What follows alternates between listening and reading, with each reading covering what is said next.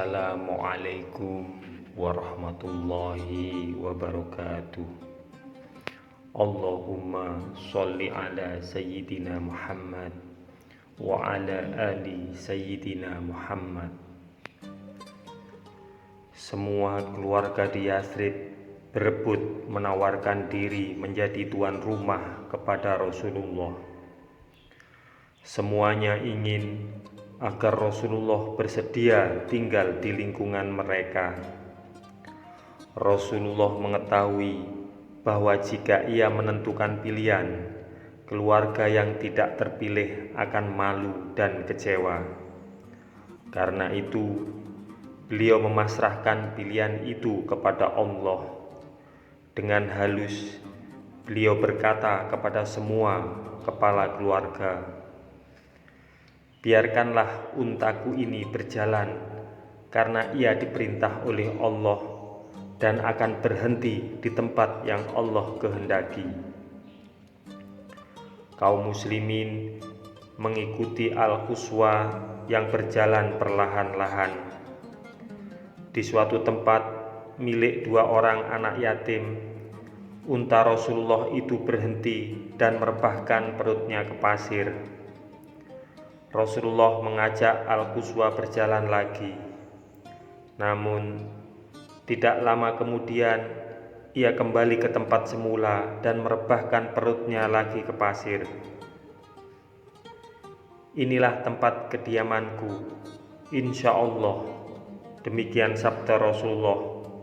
Kemudian beliau berdoa 4 kali, "Ya Allah, semoga Engkau menempatkan aku di tempat kediaman yang diberkahi, dan Engkaulah sebaik-baik yang memberi tempat kediaman."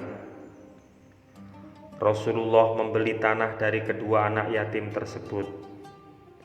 Rasulullah turun dan bertanya, "Di mana rumah saudaraku yang paling dekat dari sini?" Dengan penuh gembira, Abu Ayyub segera menjawab, "Saya ya Rasulullah, itu rumah saya." Rasulullah tersenyum dan berkata, "Baiklah Abu Ayyub, jika Anda berkenan, aku akan tinggal di rumah Anda untuk sementara waktu. Silahkan sediakan tempat untukku." Abu Ayyub terkopoh-kopoh memasuki rumahnya karena begitu gembira. Disiapkannya tempat untuk Rasulullah serapi mungkin. Kemudian ia kembali menghadap Rasulullah dan berkata, "Ya Rasulullah, sungguh saya sudah menyediakan tempat beristirahat bagi Tuan. Dengan berkah Allah, silahkan berdiri dan masuk ke dalam." Rasulullah tinggal di rumah Abu Ayyub. Abu Ayyub ingin Rasulullah tinggal di lantai atas, tetapi Rasul menolak. Suatu ketika, gentong Abu Ayyub pecah dan airnya tumpah. Abu Ayyub dan istrinya segera menggunakan selimut satu-satunya untuk menyerap air agar tidak menetes ke tempat tinggal Rasulullah. Setelah itu, Abu Ayyub mendesak Rasulullah agar tinggal di atas. Akhirnya Rasulullah pun bersedia tinggal di atas. 7 bulan lamanya Rasulullah dan keluarganya tinggal di rumah Abu Ayyub. Selama itu Abu Ayyub, Sa'ad bin Ubadah, As'ad bin Juroroh, dan yang lainnya mengirim makanan untuk keluarga Rasulullah secukup-cukupnya. Setiap pagi dan petang Ummu Ayyub memasak makanan dan tidak mereka makan sebelum terlebih dahulu mereka sajikan kepada Rasulullah dan keluarganya.